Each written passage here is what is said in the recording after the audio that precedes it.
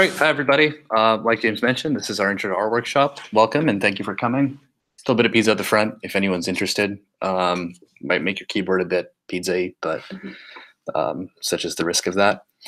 So yeah, like James said, today we'll be covering some introductory R with a particular emphasis on just kind of getting familiar with the RStudio interface, how to use it, or how to use R projects in particular to ensure reproducibility, and some really handy packages for some data manipulation and visualization.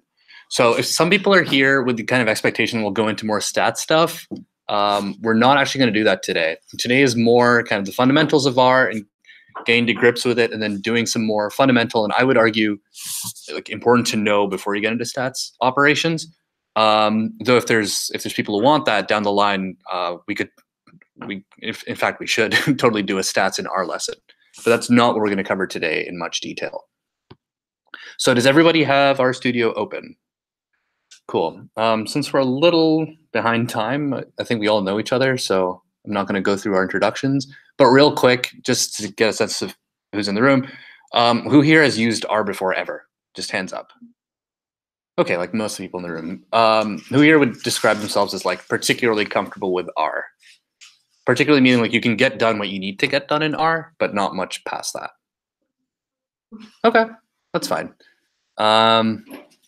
Cool. And then finally, who here has used the tidyverse packages before? All right, less hands. So that's good because that's what we're going to be focusing on today. So hopefully what you get today is useful and not just entirely redundant, although if it is, hopefully you can pick up a new nifty trick or two. So this here, what I have open is called RStudio.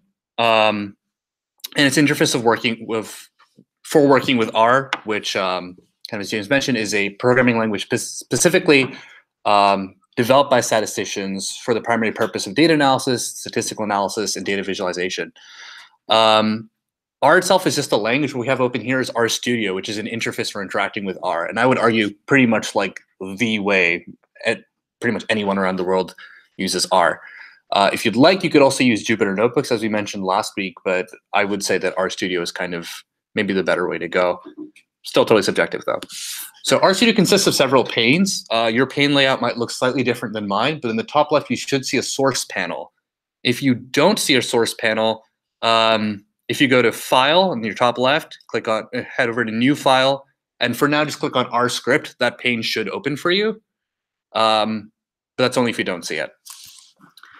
Down here, or elsewhere, you should see the console. So this is kind of a little arrow here with a cursor waiting for input. So this is where we would actually type in R commands if we were just kind of planning to just program right into the console.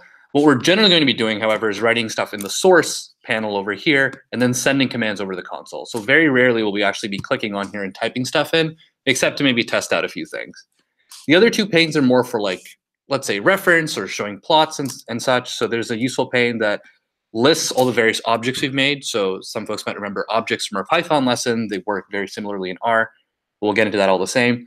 And then finally, the pane in the bottom right contains just a whole host of other useful things, so such as the files we currently have in our directory. This is where plots will render, documentation, amongst other things. Now, one of the most helpful, and I would argue underrated, features of RStudio in particular is what's up here in the top right. So it's kind of cut off on my screen here, but it says project none. It should say that on your screens as well. What we're going to actually do today is create a new project. So this button up here, is my text big enough for everyone to see, by the way? Like, okay. So let's all click on new project, and that should open a dialog. Right. So we'll notice right here at the top, it says we can start a project in a brand new working directory, which is what we'll do here. So I'm going to click on that. There's a bunch of options, but we'll just stick with new project for now. So that's at the very top. And we can call it whatever we would like. I'm going to call it intro-r UTM, let's say. You could call it whatever you'd like, of course. You'll notice it asks where it wants you to create, where you want to create this project. Of course, just set that wherever scene you feel comfortable with. So we're going to create a project. It's going to kind of reset RStudio. A bunch of flickering will happen, and now RStudio will reopen. So I'm just going to full screen this again. And now if you click on if you look at the top right, you'll notice that the project thing has been replaced with what your project's called. At the bottom right here, if you click on the Files tab, if you're not already there, you'll notice we're in a new folder and there's nothing there but an R proj file. R projects allow us to keep pretty much everything associated with a given analysis in a single directory. So all the relevant data, all the relevant analyses, and even workspace information in this rproj file, should we choose to save that. So this is really useful for reproducibility purposes. This is useful for your own kind of organization. If you want someone else, for instance, to look at an analysis you've done, you have your entire analysis just packaged in this little R project folder. This also keeps it separate from your other projects. So if I click back on this projects dialog up right on the top right, I've got all these other projects I can go to, and they're like self-contained. They won't kind of interact with whatever's going on in other folders. So it keeps things nice and distinct. So the next thing we're going to do, and actually get started with R, is head over to New File and click this time on R Notebook, not R Script. So this should open up our source panel. There's going to be a bunch of text here, which I'm going to delete, but you can feel free to leave in.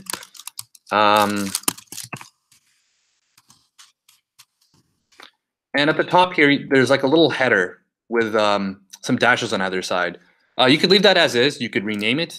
In fact, maybe that's the better thing to do. So I'm just going to call it Intro to R. I'm going to change this output thing to PDF notebook. And we'll talk about what that means a little later on. But this is specifying what's known as metadata for this file. So anyone who's interacted with R before can see this is already this has got a few bells and whistles that we won't see in regular R scripts. So the reason R notebooks are so useful is because whatever you type in here is plain text. So that means we can keep notes to ourselves. We can use markdown headers, which people who attended the Python lesson might remember. We'll go through anyways. And you can kind of organize your analysis with all sorts of notes and then insert code in line. The extra cool thing about this, and this is something Jupyter Notebooks don't do, is the whole thing is still saved as a text file, so to speak. So you can still open it up wherever else in a terminal. You can still send it to a buddy via Dropbox, to a collaborator. And there's no fancy file format thing to worry about. It's still all encoded as text. If that sounds mundane to you, that's totally fine. But as you kind of get to the point of collaborating in R, that becomes very, very useful. So we'll start out here by just creating a quick header. So headers in Markdown, you might remember, are denoted with the hash symbol. So one hash indicates kind of header level 1, 2 hashes is header level 2, 3, and so on. So I'll just start by calling this basic R. You'll notice it's highlighted blue because the R notebook already knows this is a header. And we'll start, as with all things, with some basic math. So now 2 hashes, R as a calculator. Keep this section brief because I think everyone knows what's about to happen. But before I do that, you'll notice right down here, it now says R as a calculator, like that header I just gave. You can actually click on this and see a little table of contents of what you've just written.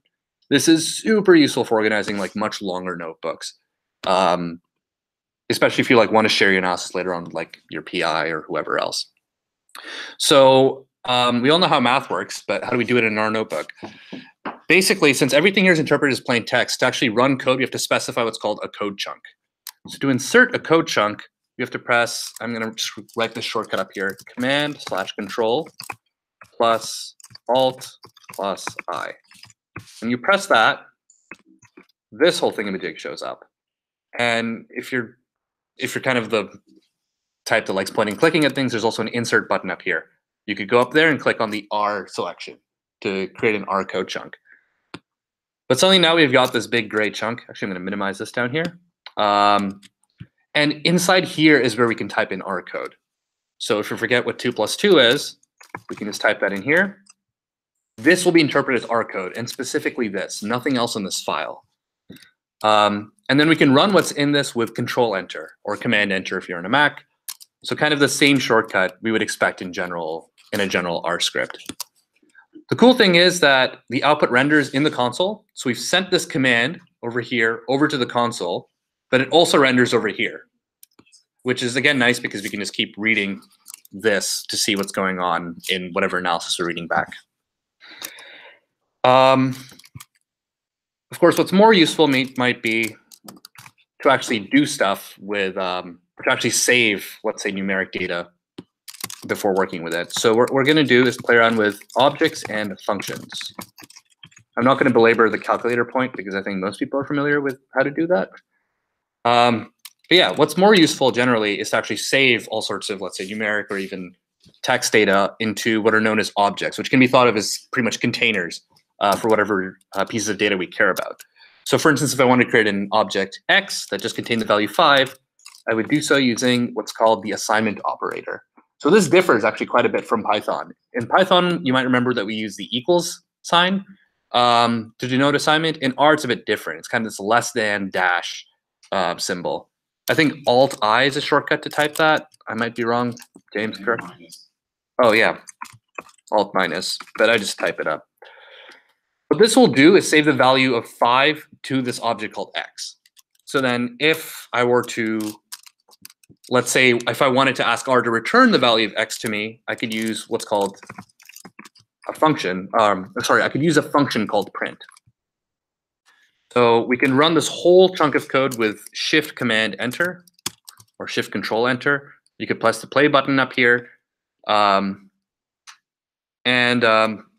Over here, what's happened is, yeah, 5 isn't saved to X, and then the print function is printed it back out to us. So that's all well and good. We could also do math with that. So I'm just going to add on to this code chunk. Let's say X plus 7. Let's just print all that out. And once again, Control Shift Enter prints out the whole thing. So that was X's original value. Now we've added 12 to X. It's kind of the point being we can do whatever other arithmetic operations we would do with just plain numbers with objects representing those numbers. So these are known as numeric vectors. So I'm going to actually add that in as a comment over here. So comments are denoted as a hash within a code block.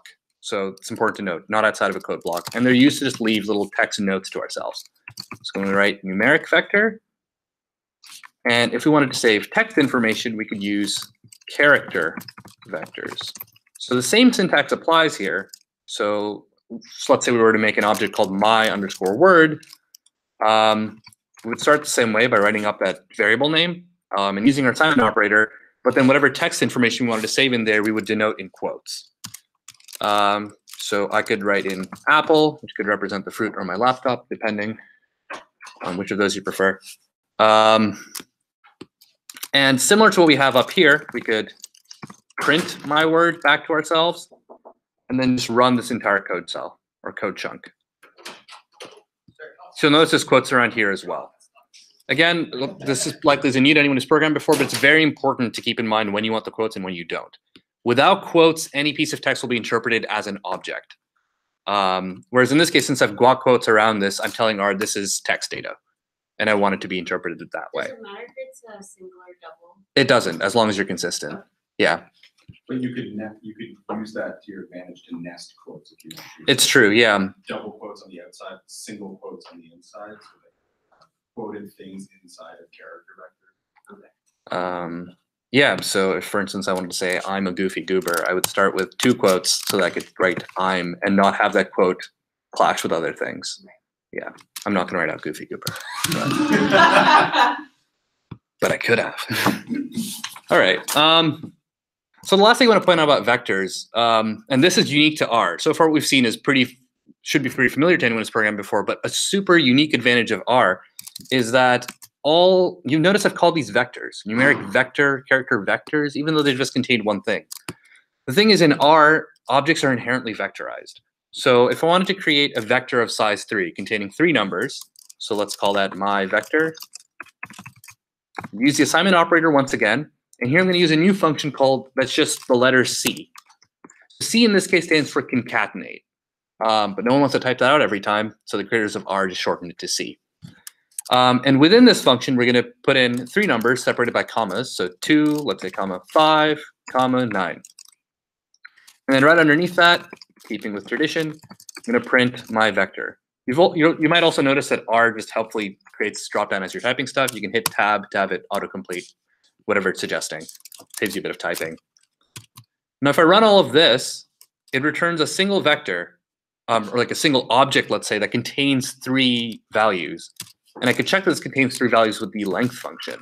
So I'm just going to add that at the end of this code chunk, length my vector. And that's the vector, and it shows that it's of length 3. Now, this is super useful. And it's kind of the building block of, well, these things we'll call data frames that we'll talk about later on that encode kind of entire tabular data structures. Whereas in other languages like Python, we'd have to worry about using lists or arrays and stuff. R has native support for vectors, which makes data analysis just a bit that much easier. The final thing I wanted to mention here is that if we ever forget the object type of a given object, we could use the class function. So let me just add a comment here. Checking object type. Of course, you can add notes above code chunks as well. That's kind of the utility of our notebooks, but I'm just sticking them in here. So class my vector. You would expect it to be numeric, and it is.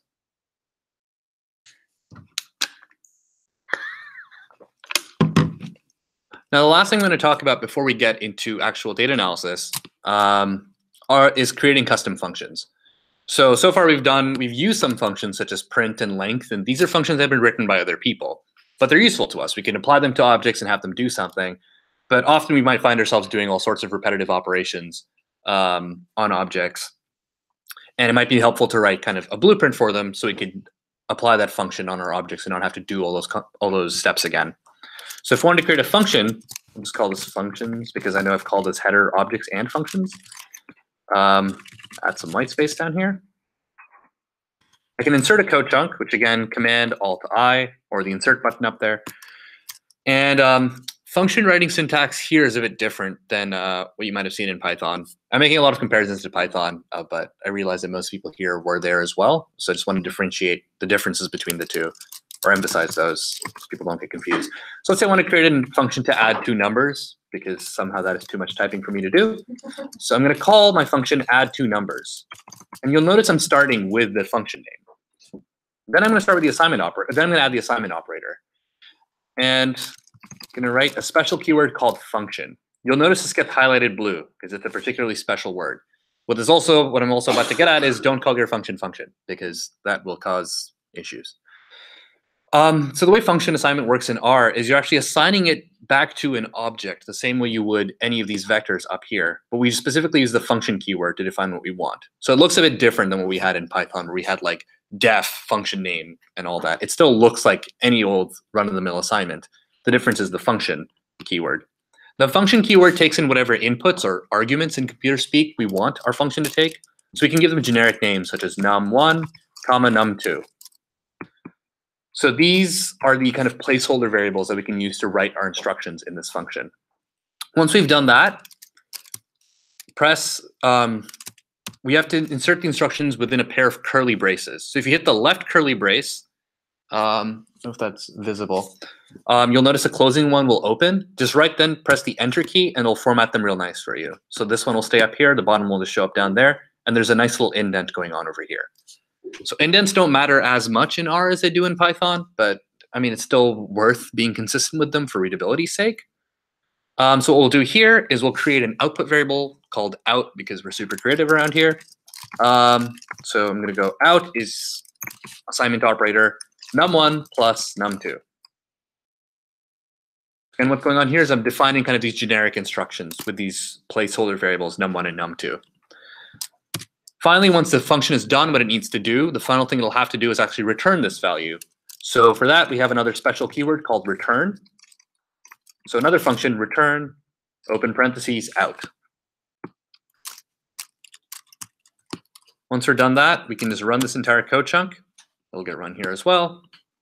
If you happen to have this pane open, you'll notice whatever we're doing is starting to get populated down here. It's keeping track of what they are. This is another thing that's super useful about RStudio. But I'm going to minimize that. And in a new code chunk, if I want to make sure that math still works, I can type in add two numbers. You'll notice now the dropdown suggests it because this function now exists in our environment. Type in, I don't know, 5, 7. What's going to happen here is 5 and 7 are going to get subbed in to num1 and num2 in our blueprint above. R will carry out all these operations and return this value to us. So this is obviously is a generic example, but knowing how to create custom functions gets super useful as you do like much more complicated tasks over and over. So the final thing that I want to mention, called course, you notice that I could have just called this sum instead of add two numbers, but R helpfully already contains a function called sum.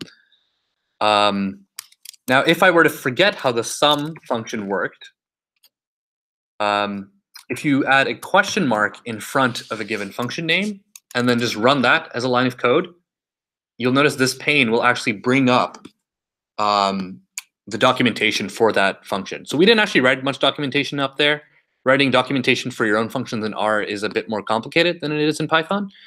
But all functions that you might get from a package, which we'll talk about in a second, or that already exists in R, have really detailed documentation. So what kind of inputs they take in, like what the function expects. If you scroll all the way to the bottom, there's a bunch of examples, which I would argue might be the most useful thing to go to off the bat. Another super useful thing about RStudio, the documentation is all built in. There's even like a search feature if that's something you're interested in. Okay, any questions about that segment before we move on to data analysis? Cool. All right, now we can get to the fun stuff. So I'm going to create a new header. We'll call this data analysis. I'm going to use one hash here because this is a big topic. Again, if you click down there, actually let's click on this for a second. This little status bar at the bottom. You'll notice not only do we have our headers, we also have the chunks split out. There's even a way to name chunks. I forget how to do it, but there's documentation. There's a function that we've defined. Like, it really organizes your script for you. And as much as I like just plain R scripts, like R notebooks are incredibly useful for this reason, especially as they get like particularly long. Now, so far we've talked about object types or the numeric and character object types, as well as functions themselves. But R also includes a super useful object type known as a data frame that allows us to basically encode tabular data into a single object and then perform operations on that. So quite helpfully, R comes prepackaged with a bunch of sample data frames. So we're going to pick one out and actually play with it today. So I'm going to open a new code chunk, and the data frame we're going to be using today. And the cool thing is you don't have to import any packages for this or do anything funky. It just already is loaded into R. We're going to be using a data frame called air quality. If you start typing in air quality, you'll notice it suggests it, it even describes it. So this is a data frame that has data on air quality measurements in New York for a few months in 1973. You can imagine they're not particularly high, but I guess that was their problem. If you just run this as is, it's going to spit out the entire data frame down here and also in your console. So we can see there's a couple columns going on: ozone, solar radiation, I think is what that stands for. Wind, temperature, month is encoded numerically, and as well as the day. That being said, this isn't the most useful way to look at a data frame, just having the whole thing get spit out in your notebook, especially if your data frame is huge. So I would actually recommend not doing this generally. What's more useful maybe is using a function designed to make this easier. So there's a function called view, and mind that capital V there. Functions are case sensitive. So the view function with a capital V will actually open up a new tab. So you'll notice we have two tabs up here that shows this data frame in a nice kind of spreadsheet looking format. It's much nicer to look at. The NAs are more clearly visible, so we can see where the missing data is. You could even sort it by clicking on the columns, but we're not going to do that for now. And we've got row numbers as well.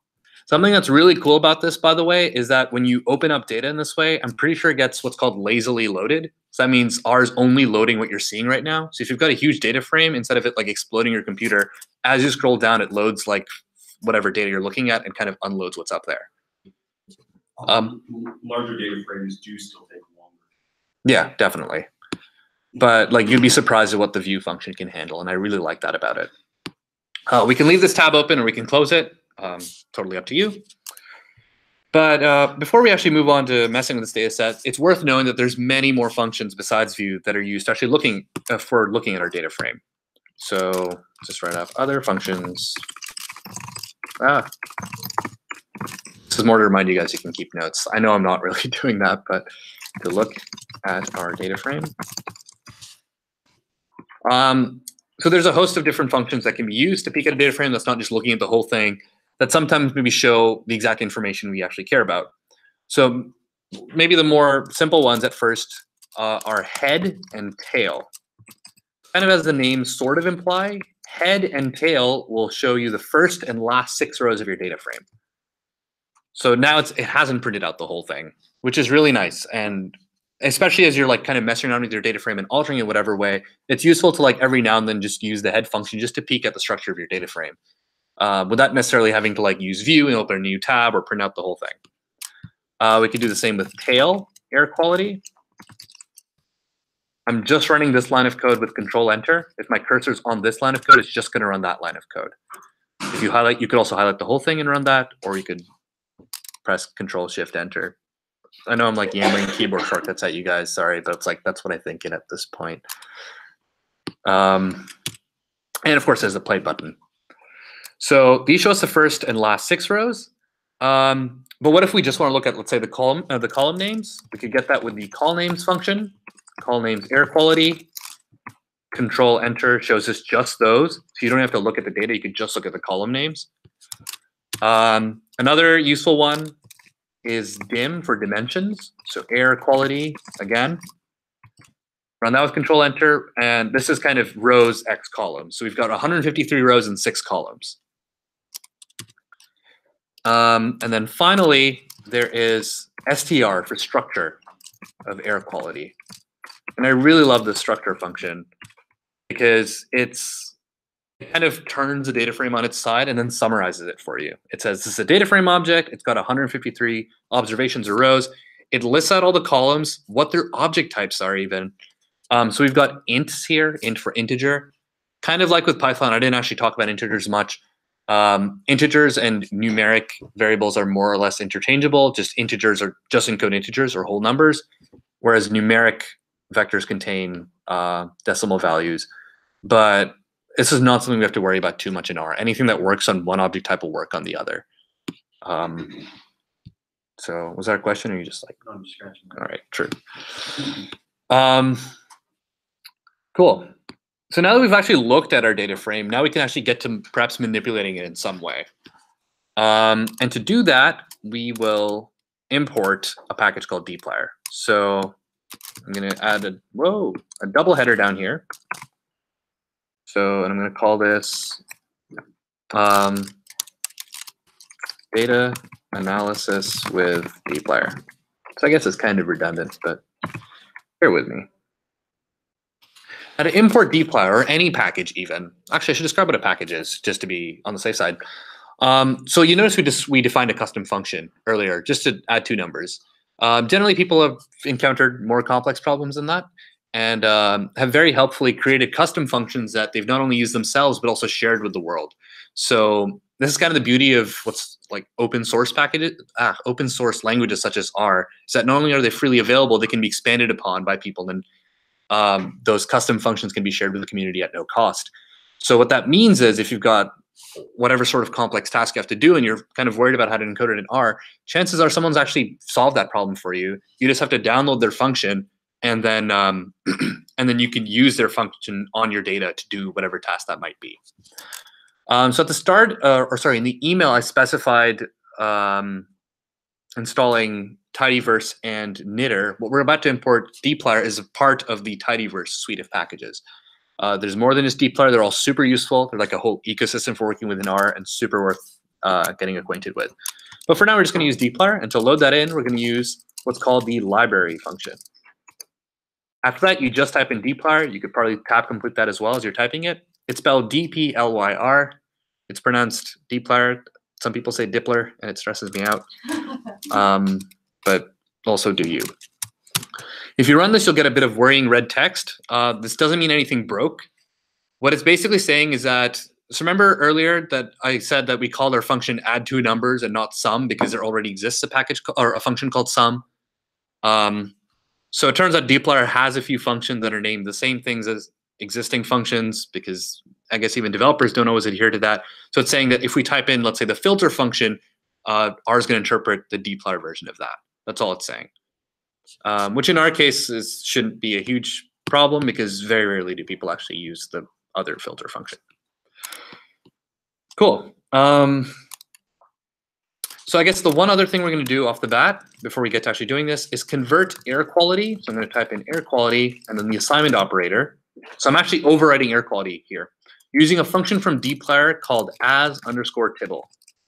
This is not the most important step in the world. You don't even have to do it. But the reason it's useful, I'm just going to print air quality underneath this. If I run this whole cell, Control Shift Enter, what this does is it just formats the data frame much nicer within our notebook. So a tibble is basically dplyr's version of a data frame. They work exactly the same. But question? I had that before. Oh, Is that weird? that's pretty cool, actually. Maybe that's default behavior now. Did anyone else have that before when they just printed air quality? Yeah. Wow, I must have an older version. Well, then you don't have to do the step. But if you ever do see that happening, which is often the case with like built-in data frames, you can use asTibble to make it print nicer. And then you can also like flip through it. So you don't even necessarily need the view function. Well, good to know. Something to point out real quick, if you see double over here, double is kind of this archaic way of saying numeric. It has to do with how computers actually encode that information, but they mean the same thing. So if you ever see that, you're like, what the hell is that? That's what that means. All right, and now dplyr functions. So the first one we're going to talk about is called select. You'll notice I'm adding backticks over here, by the way. You don't have to do that. All that means is later when we knit this file, as in convert it to PDF, this is going to render like as if it's like a line of code if you surround a given word with backticks, but you don't have to do that. Select allows us to select columns.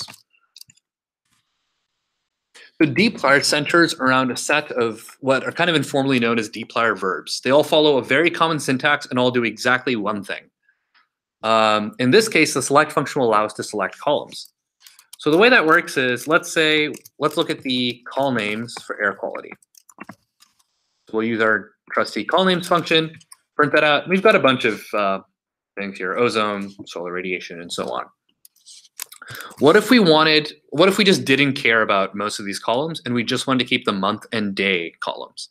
Now, people who've used R before might know some handy dandy base R methods of doing this, but the dplyr way of doing this via select is first we'll write select, the function. You'll actually notice as you're typing it that in the dropdown it says select and then it says dplyr. And that's how we know that this function is from dplyr. And I guess another thing to mention is that you have to import dplyr just once if you want to use it, but then you don't have to again until you close R and open it again. So you just have to import it once per session. So it's often handy to do that at the very top of your notebook. So select, the first input or argument we'll be giving select will be the actual data frame we care about. So in this case, air quality, right? So far, so good. But if we want select to give us the month and day columns, all select asks for is just the names of those columns, no quotes, no bells or whistles. You just write in month, comma, day, or whatever columns you have, just separated by commas. The only requirement is that the data frame name comes first. If you run that, you get a modified data frame that just contains those columns. It still has 153 rows, but we've just kind of nuked the remainder of those columns. Now, the important thing to point out here is that our original air quality data frame is not affected. What this has done is returned a modified kind of sliced data frame, but select and frankly no dplyr verb affects the actual data frame. If we wanted to actually overwrite air quality, we would have to use assignment at the start of this. So air quality, assign, select, all that, but we're not going to do that. So that's worth keeping in mind. If you do all sorts of these dplyr functions and you're like, wait, my data frame looks the same, it's because you didn't actually save it back.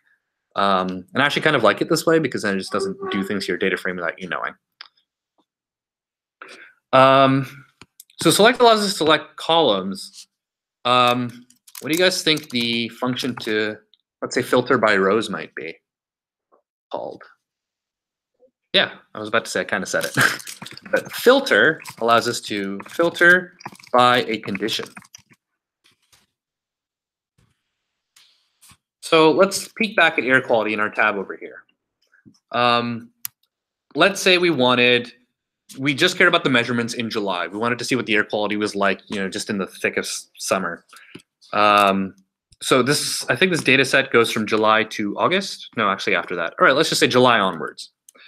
In order to get that, we'd start by typing filter, another dplyr function. And as with the previous function, the first argument is the data frame. So air quality, comma, again, so far so good. However, this time, instead of just giving it a column name, we're filtering by an expression. And therefore, we actually have to state what that condition is. This is kind of analogous to those if statements from the Python lesson, if you remember. you have to give it an expression that's going to evaluate the true or false for a given data point. So if, for instance, we wanted month values or rows where the month value is greater than or equal to 7, we would write month, so with a capital M to match the data frame, because we saw that over there. Month greater than equal to 7. Right? Run that. We got our nice little tibble printed out over here. And you can see we've got less rows. We've got 92. And just right off the bat, the month values start at 7. So this time we've preserved all the columns, but we've just chopped away all the rows that don't meet this condition. And if anything isn't working out, feel free to flag over James or, okay, just question, yeah? So filter was one of those things where there was one where it said that you're going to use the fire one instead of the normal one. If you, for whatever reason, wanted the normal one, what would you do? Right, that's a good question. And this is a good question about what are called like namespace clashes in general. So namespace refers to the fact that when I say filter over here, it's referring to the dplyr namespace. That means it's looking for filter within dplyr's pantheon of functions. In R, if you ever wanted to know from if you ever want to tell R to use a function from a given package, so the filter that was the function filter that is kind of being masked right now is from a base package called stats. So when you actually open R, the stats package is just kind of quietly loaded in. So if you wanted the stats version of filter, you would write stats. And you'll notice there's already like a bunch of colons here. That's how you denote the specific function you want. You write the name of the package, colon, colon, and then you can type in filter. What this will do, you'll notice up here like the arguments or the inputs it's mentioning already look quite a bit different from what you might expect to give the dplyr version. But this is how you would tell R to specifically use the stats version of filter. I should maybe put this in a separate code chunk. Dealing with namespace clashes. So stats filter, use original filter function. Yeah, I'm glad you asked that. That's a good question. And if you wanted to use the dplyr filter and like make sure you're using that, not the original, you would type dplyr colon colon filter. So this is a way of specifying what's going on and not having R automatically interpret that. This comes in especially handy with a couple of really common statistical packages, such as mass and such, which have a select function, which doesn't even select anything. So I don't know what's called that, but will often tank your dplyr functions where you're trying to use select. Another question? If you don't have dplyr applied already, can you call it up using that? Yes, actually. And that's another pretty cool feature. If you don't import dplyr with like library, you can still, as long as you have dplyr installed, use this function from dplyr if you're just using specifically that. I wouldn't recommend doing this often unless you're just using one function from one package one time. You don't want to load in the whole thing, but it is possible.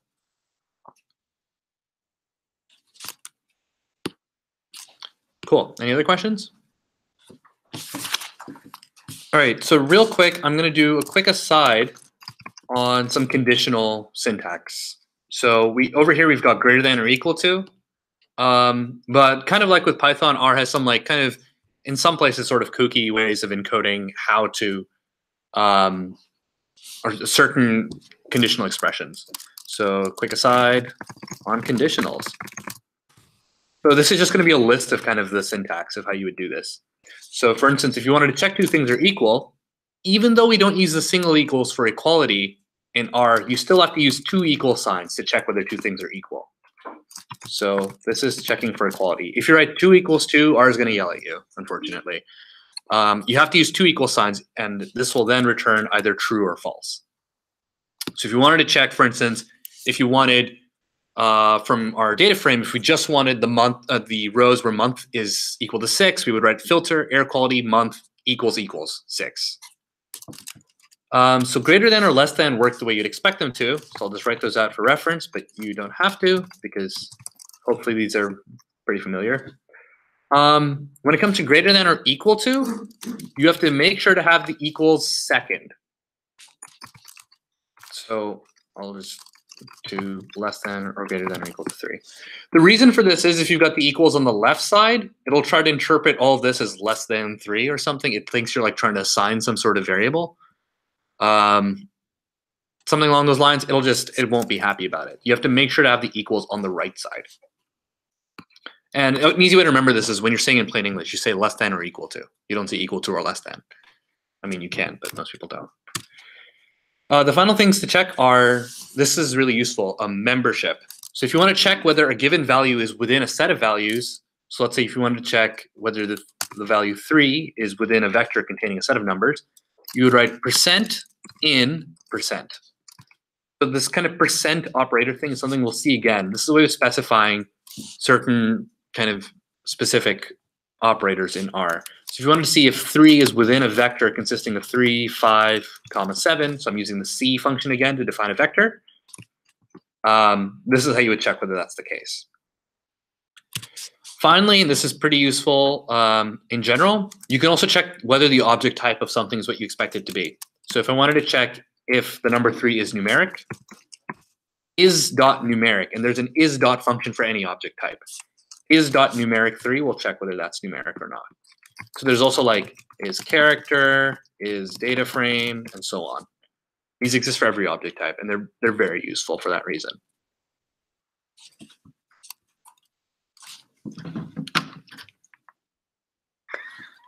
So all of these can go into filter. The difference being we would be using column names instead of just plain numbers, because you're using these conditionals with entire columns, right? Cool. All right, so that's all well and good. But what happens if we want to select a few columns and then filter by a condition, right? Let's say, work up to more complex operations. There's a couple ways we could do that. So I'll just call this section chaining operations.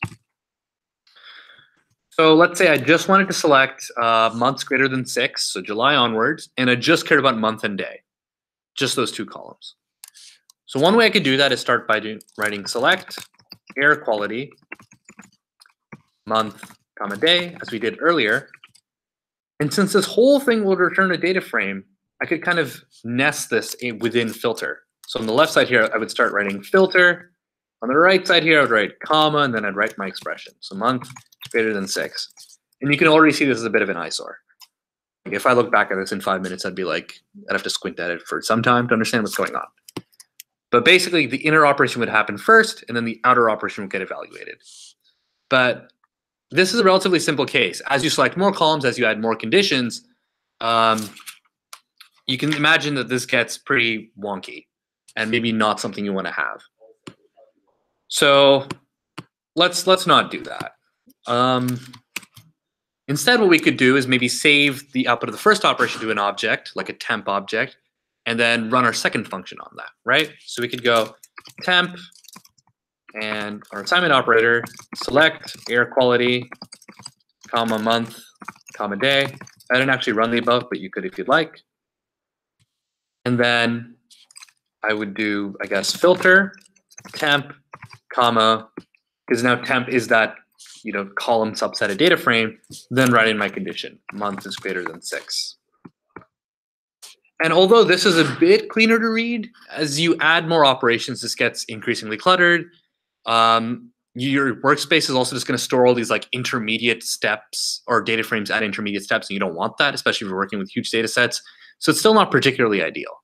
But the creators of dplyr pretty much anticipated this being an issue. And so they gave us this wonderful little thing. I'm going to add that up here.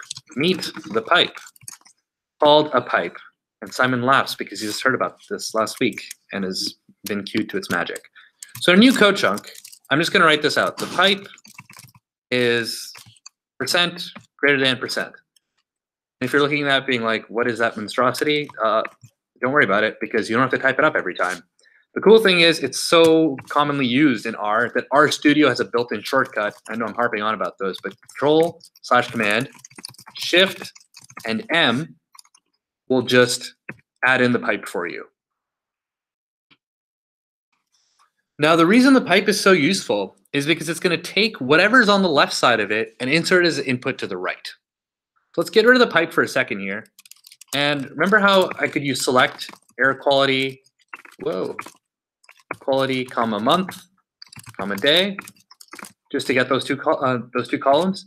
An equivalent expression, if you were to write this with pipe syntax, would be you start with air quality, then Control-Shift-M, then you write in select And then where we would put in air quality, you just write a dot. So dot, comma, month, comma, day. Both of these are effectively equivalent. They both work the same way. You could run both individually. So control enter on this one. We get this cool subset of data frame. Run it on the bottom one, we get the exact same thing. So these two expressions are equivalent. And notice how, remember how I kept saying that the first argument in select and filter is a data frame?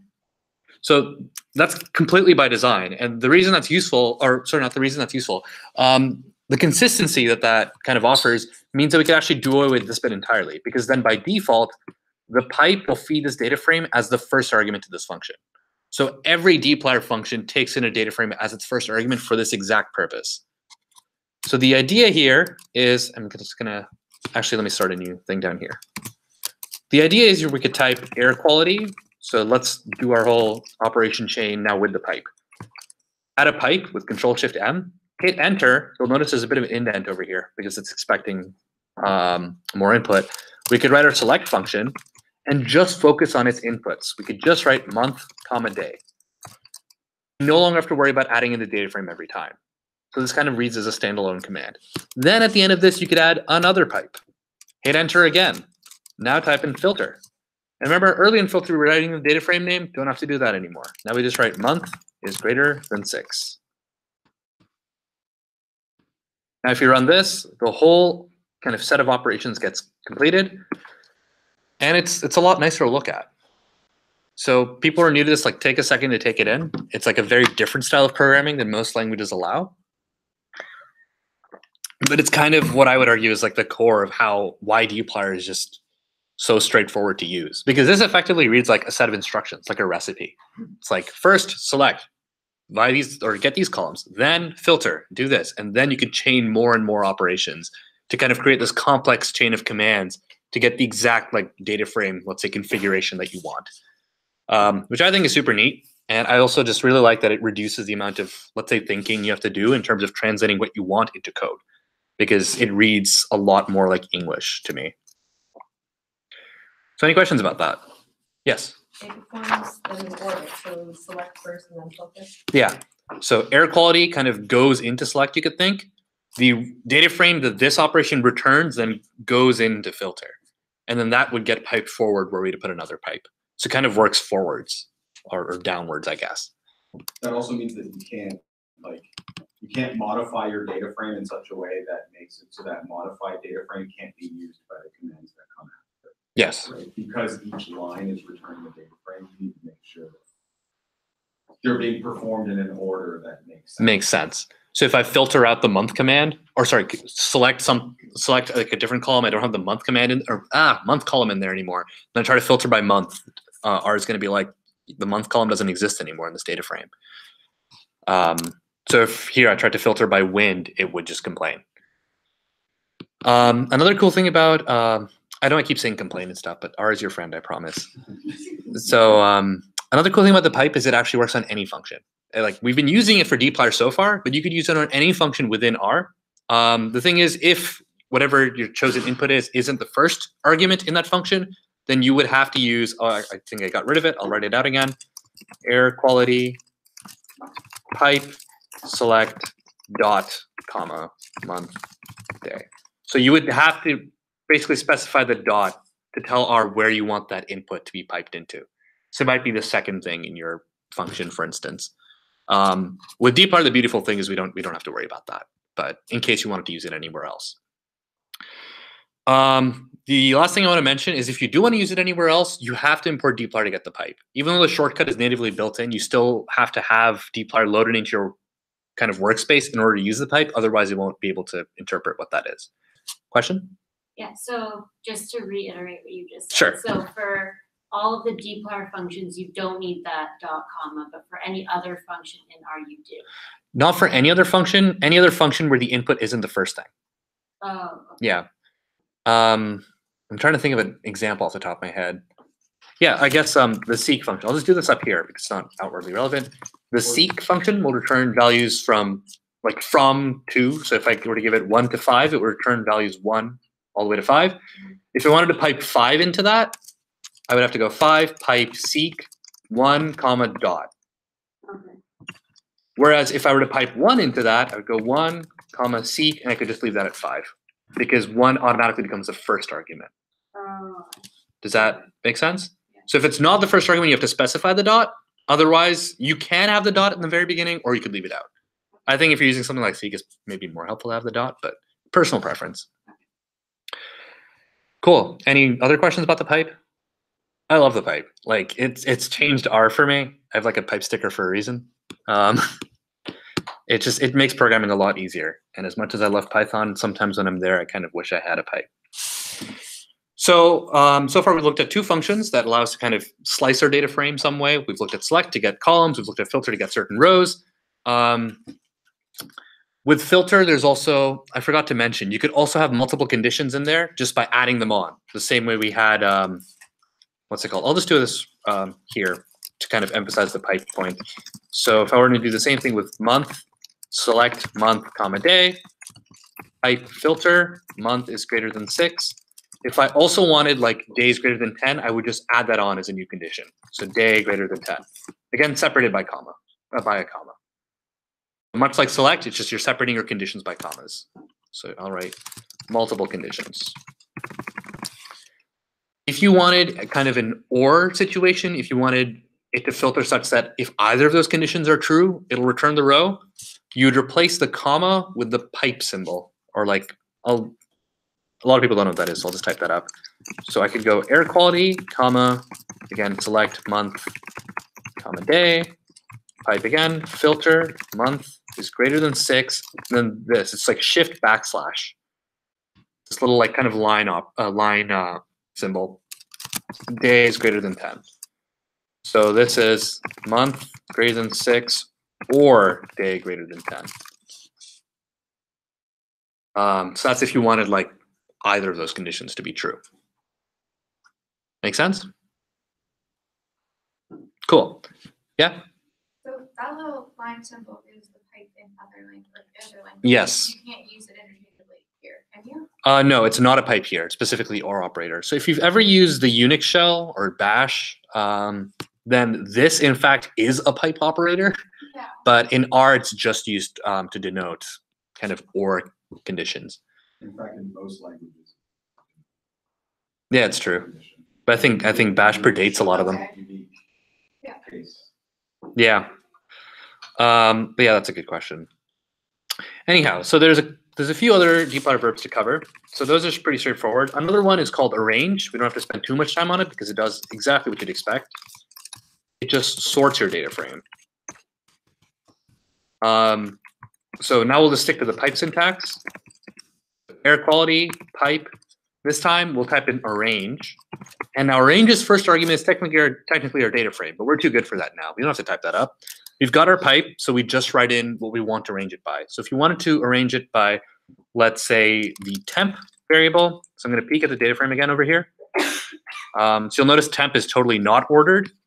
If I were to stick temp into the arrange function here, what it returns is the same data frame, but now arranged in ascending order of temp. So it doesn't change any of the data, just reorders it for you. If you wanted it in descending order, you would kind of do the same thing. So arrange once again, but you would wrap temp in kind of what's known as this helper, or what's called a helper function, desc for descending, DESC. You just wrap temp in that. So descending. If I run this, then now it's backwards. Now it's in descending order of temp. I find myself using arrange more to look at my data than actually do much with it, but it's still handy to have around. So just it is still one of those handy dplyr verbs. Now the next dplyr verb though is something I'm particularly excited about. I'll leave this up for a second if anyone's still typing. So the next one is, when I learned this, I was like, I am never touching Excel again. I mean, you're still allowed to, but just it's just so clean and so useful. And I'm not gonna make you guess it. It's called mutate. It allows you to apply windowed functions. What does that mean? Remember how I said R kind of natively supports vectors? I didn't actually do that at the time, but it also natively supports vectorized operations. So if I've got this vector, I'm just going to do this in the console, like C2, 5, 9. I don't know why I'm picking these 3 numbers in particular, but anyways, if I were to multiply this by 3, so asterisk 3, it multiplies all 3. This is a vectorized operation. It was performed for all elements in the vector. What mutate allows us to do is perform vectorized operations on our entire data frame, on entire columns of our data frame. So let's say, I mean, if we go back to air quality, temp over here, this being measurements in New York, is in Fahrenheit. But up here in Canada, we have no idea what that means. So let's convert that to Celsius so we can actually make much sense of it. So an approximate conversion to Celsius, you'll be forgiven for not remembering it because I definitely have to look it up, is the temperature in Celsius is equal to the temperature in Fahrenheit minus 32 with the whole thing divided by 1/8. And one cool thing about R notebooks is you could actually make this whole thing render as like an equation by surrounding it with 2 dollar signs. It's not going to show up over here. Oh, it does now. Neat. I haven't written an equation in R notebook in a while. But if you surround any bit of math with 2 dollar signs in the plain text side of things, in your R notebook, it renders as math. And you can actually add function or symbols like \pi, I believe, which allows you to like add some pretty nifty stuff in there. So let's find a way to actually do this in code. Now, generally, if you're not familiar with mutate or how to do this in a vectorized fashion, or you're just kind of coming from the Python school of doing things, kind of the intuitive way to do this might be to go for row in my data frame, take each temperature value, do this operation on it, and save it somewhere else. Next row, do that. Like you'd use a for loop. There's lots of talk about how for loops are bad in R somehow, which is not necessarily true, but there's definitely easier ways to do for loop type operations, considering that everything is vectorized in R. So if we were to use mutate, we're going to start with air quality. Again, use our pipe. Now write mutate. Now the syntax of mutate is a bit different from what we've seen before. So again, technically under the hood, the first argument is the data frame. We don't have to worry about that because the pipe. We're going to write the name of a new column. So I'm going to call this temp Celsius, not temporary Celsius, like temperature Celsius, equals, and then I'm going to write this operation out. The same way I did up there, except I'm going to replace F with the name of the column I care about, which in this case is temp. The temp minus 32 divided by 1/8. So what R is going to do, we'll give it a second for everyone to type that up. Make sure you've got the parentheses, right? Just for the sake of math.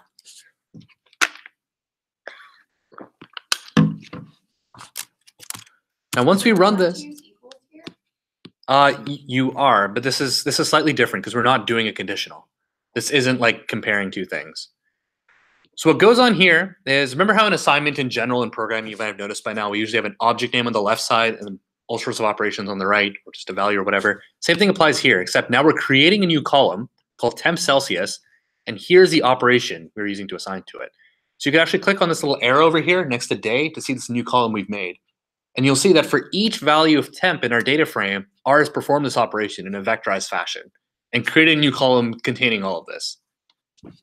And dude, the first time I did this, my brain was melting out my ears. Like, you can just write the operation once, and no matter how big your data frame is, mutate will handle it. So this allows you to do all sorts of like really complicated operations with your data frames without ever having to loop through them necessarily. You just use mutate, write your operation once, and you can have it done on the entire thing. And you can chain various mutate functions together. You can do operations with more than one column. Let's say you could, if you wanted to add two columns together, like what you can do with it is pretty much limitless, which is awesome. Another thing mutate can do is actually, so remember when we defined a custom function up there? We can actually define a custom function again, just as we did above, and feed that into mutate. So if we were to quickly create a custom function that did this Fahrenheit to Celsius conversion for us, so let's say we're doing it for multiple data frames or whatnot, we could create a function as we did before. So let's call this f_2c, and then the assignment operator function. We'll call this our placeholder argument value. Well, you could call it whatever you'd like within reason. I'm going to start my curly braces and hit enter, and then it'll format it all nice for me. Now my operation, kind of as above, was, I'll just save it to a temporary variable called out. it was value minus 32 divided by 1/8. And then finally, as with all functions, they have to return a final value. Once we've done all of this, we can get back to air quality using our pipe operator with mutate. And again, going temp Celsius equals F2C temp.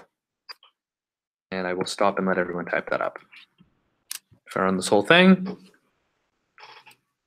still get the same thing. Now again, this is nifty because we just find the function for one value, and then when we use it within mutate, we just fed it the entire column. If you were to do this outside of mutate, it wouldn't be happy about it because it's expecting a single value and we're giving it an entire column. But done within mutate, it gets properly vectorized and kind of saved to a new column all in one step, which I think is really neat. Is everyone cool with that? Great. Now the final kind of thing I'm going to cover as far as mutate goes is you can actually encode a new column based on like a certain condition. And if that doesn't make a lot of sense, maybe once I type it up, it will. So let's say we denote any observations within, so we've got our temp Celsius kind of thing going on. Let's say we consider anything below 15 to be chilly, which is hilarious considering how things have been lately. But still, for the sake of learning R, we'll start with air quality. We'll go mutate and create our temp Celsius column again. Now we can use our handy dandy new function and not have to type out that whole operation again. Just write in temp. So this bit of code gives us that data frame we had above. But if we wanted to actually encode within the data frame which values are above 15 and which aren't, let's say we wanted to plot that, right? You can imagine, let's say like a box plot of temperatures, and then one of them is like chilly and not chilly, and then it's got all the values plotted across both of those. We could use another mutate operation. And last time I said this, I probably missed, but again, under the hood, it's taking in a data frame as its first argument. So if you ever use mutate on its own, remember that. But this time what we can do is create a new column called chilly and use a super useful function called if-else. Open parentheses there. Now, if-else has, actually, you might see it up here. Yeah. It takes in 3 arguments. The first is a conditional, kind of like filter did. The next is what value to return if the conditional is true. And then the third is what to return if it's false. So our condition was if if temperature Celsius was less than 15, then we'll do the binary kind of style of things. Then set the value of chilly to 1 for that row. Otherwise, set it to 0. And now once I run all of this, careful the commas there in the parentheses. We've got a bit of nesting going on. But if you've gotten that written up correctly, at the very end, if we click on this arrow over here, you'll notice next to our temp Celsius column, we've got a new column called chilly. And for values below 15, they're encoded as 1. Now this is useful for, like, let's say if you were filtering for anything below 15, you would then lose the data that's above 15, and you wouldn't be able to plot that. Or you could save it to a separate data frame. But again, we get into that problem of like having multiple temporary objects to do one task. dplyr allows us to simplify that by just keeping that information within the data frame. And then we'll talk in a second about how to plot things in a tidyverse framework. Any questions about that? What just went on there? Cool. Now the last 2 dplyr verbs we're going to cover. So far we've done select and filter. We've figured out how to chop up our data frame that we like. We figured out how to arrange it or sort it by certain column. And we figured out how to do operations, as many as would like with it. The final, a common operation with data frames, though, is calculating summary statistics, right? Like you don't necessarily want to do a vectorized operation all the time. Maybe you just care about the mean of a given column or 2. Or to make things a bit more complicated, maybe you just care about the mean for each month. What was the mean temperature in May? What was the mean temperature in June? And so on. So that sounds like a bit of a multifaceted task, but luckily dplyr has our backs. We can use functions, these 2 final functions called group by and summarize, to not just calculate summary statistics, but do so in all sorts of grouped fashions. So summary functions. So Summarize on its own looks a lot like mutate. We give it a column name and we give it an operation. But often this operation has to do with some sort of summary statistic. So let's type in air quality and pipe it into summarize. Now let's say we cared about the mean of the wind column across all months in this data frame. To get that out of summarize, we would provide a new column name. So I'll just call it mean underscore wind equals mean, and then in brackets wind with a capital W, because that's how the column name is encoded. And then let's do that for temp as well. So comma, you can actually add a second column here. It's going to hit enter to have it on a new line. Mean underscore temp equals mean temp with a capital T. So I've given it two columns, two operations. Create a new column called mean wind. That's the mean of wind. Same goes for temperature. Once I run this, I'm going to get a new data frame. It looks way different from air quality, where I've just got these two columns. One is the mean of the wind column. One is the mean of the temperature column. Pretty straightforward and pretty much something we could do without dplyr if we were to just use the mean function on that specific column. Where dplyr gets really kind of useful if you were to do this sort of operation is if you want to do this in a grouped fashion. What if we wanted these mean values for each month? So instead of having to write some complex set of conditionals, you can imagine one might go for each row in this. If month is 5, then for the 5-month object, add this value. If month is 6, and so on. But instead, what we can do is before summarize, add in group underscore by, and then write the column that we want to group by. Make sure to add a pipe at the end, so our pipe chain is still like consistent. What this will do is it won't actually change the data frame in any way, but under the hood, dplyr is going to encode some information that kind of tells it basically, hey, whatever operation the user makes us do next is going to be done in a grouped fashion according to this column. So I haven't changed the summarize thing at all, but I've added this group by at the end here, or in the middle here. And once you run this, now we get a much more informative data frame. So for each month, May onwards to September, we get the mean wind and mean temperature of that month. So this is also a super kind of nifty way to like really quickly get all sorts of grouped summary stats, means, medians, standard deviations, and so on, all with the dplyr. Rose, did you have a question? I thought you were, okay, cool. Of course, grouping also works with mutate. Obviously, you might want to use that less because the whole draw of mutate is doing this kind of over the whole data frame. But if there was a certain operation that needed to be done in some sort of grouped fashion, so let's say dividing a given wind value by the mean of wind just for that month, you could do that mutate operation with group by. But in the interest of time, I'm not going to write that out. Any questions about grouping and summarizing? Cool. Okay, so we've poked and prodded at air quality quite a bit. Now let's say we actually wanted to save this to a file. Bearing in mind that we didn't actually save any of these changes we did to air quality, but for the sake of argument, let's say we did. So I'm going to create a new thing called reading and writing files. Now, this is where our project comes in handy. If you click on the Files tab in the bottom right over here, go back to your file tree. What we can actually do, or first, let's create a code chunk and check our current working directory. So this is kind of the directory that R is currently thinking in a sense. If we were to look for files, it would look in this directory. So get WD will return that. Just get WD without any arguments, just an empty pair of parentheses. In my case, it returns that it's in my desktop. There's a folder called coding, R, and then this project folder that I've made. What we can actually do, I mean, and I'm just going to point this out, we don't have to do it. Kind of the whole point of our projects is not having to do this. But if you wanted to change the directory, you could type in set WD and then write the directory you wanted to move to. But we're not going to do that. And projects kind of prevent you from ever having to even need to. Let's say we want to write air quality to a file.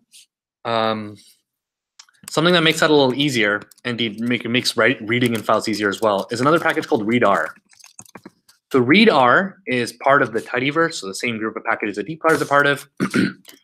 And although you can read and write files with like base R functions, i.e. functions that already existed in R, the readr functions kind of avoid a few, like they're taking less assumptions with your data. I think, for instance, if you're writing a file using the base function, it adds quotes around everything, which makes no sense for numeric data.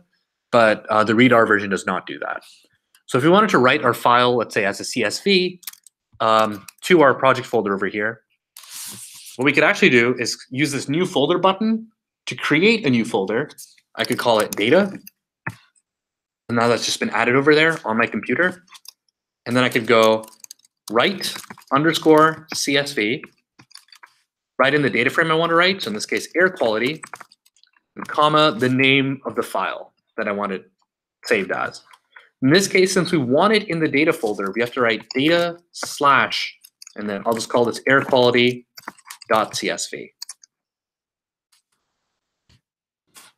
So doing this will not return any output, but if you click on data in your file tree over here, it'll show you that air quality.csv now exists in there.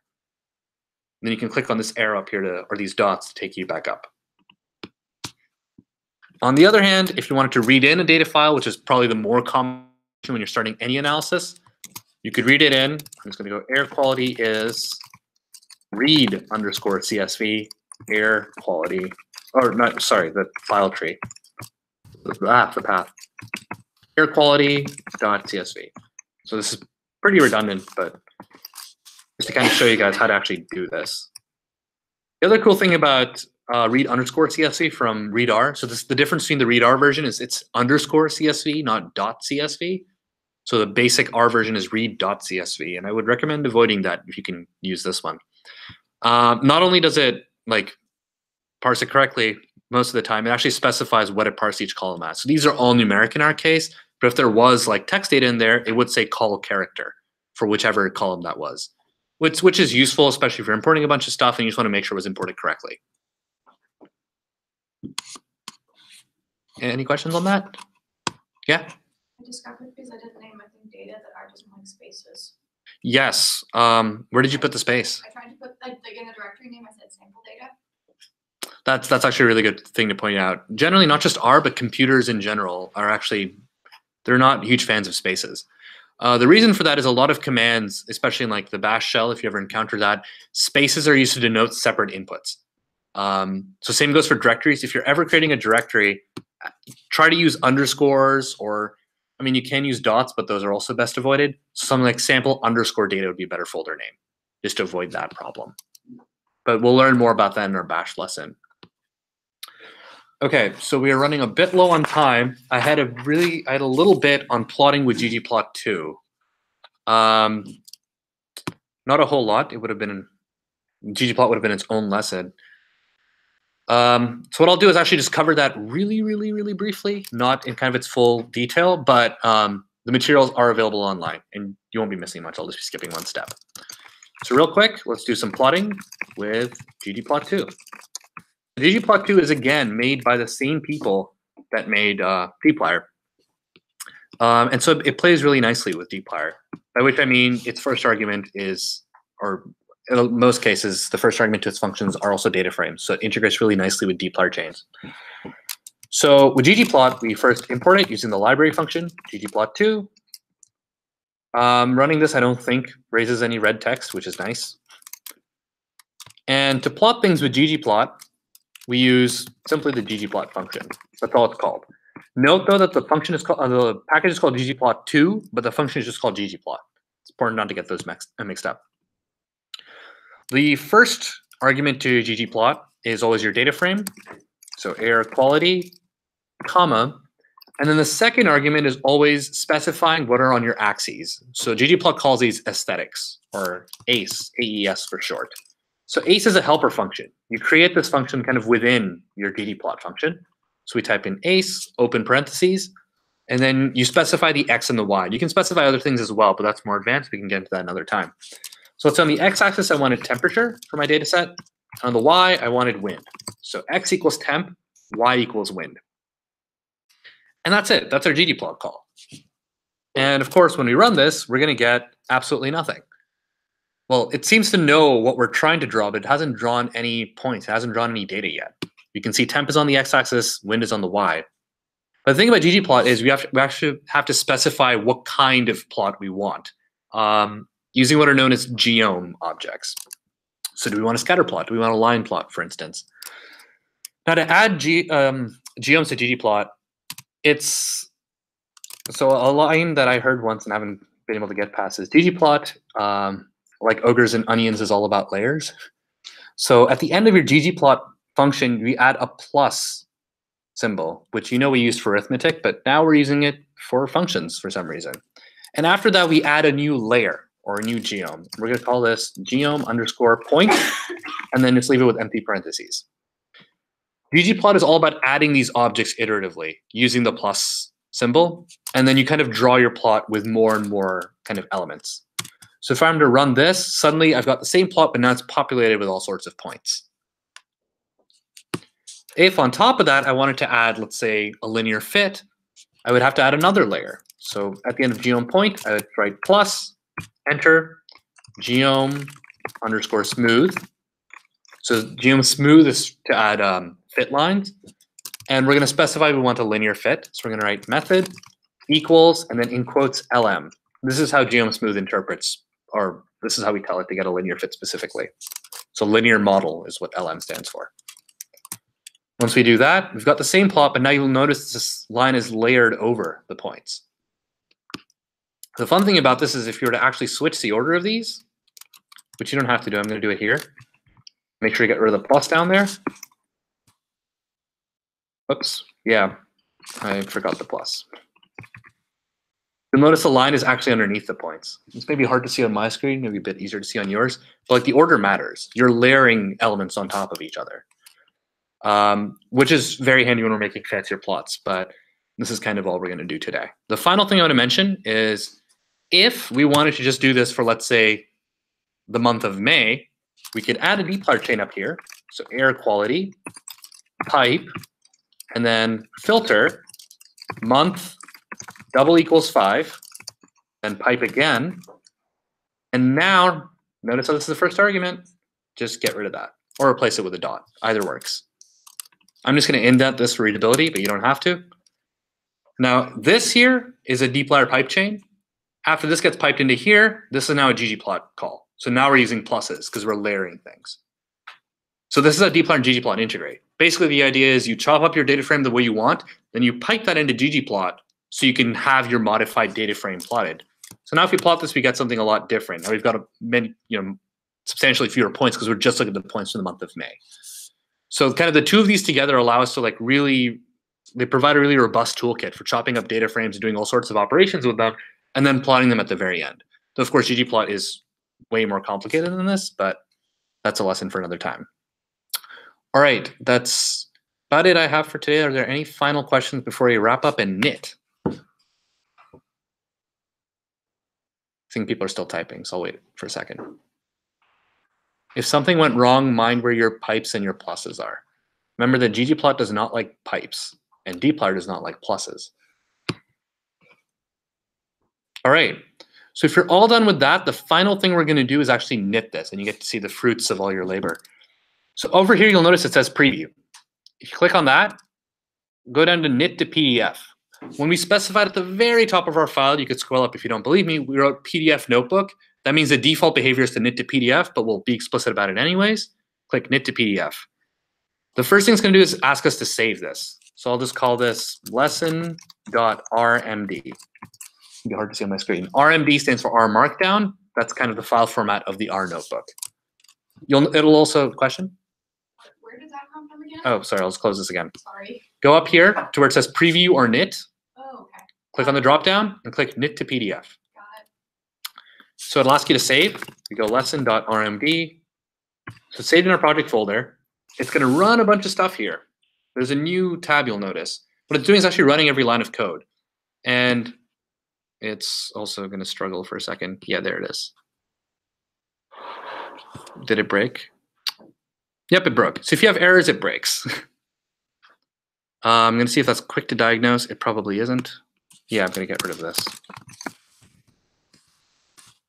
And try to knit this again. So if I had a view function there, it's going to do that.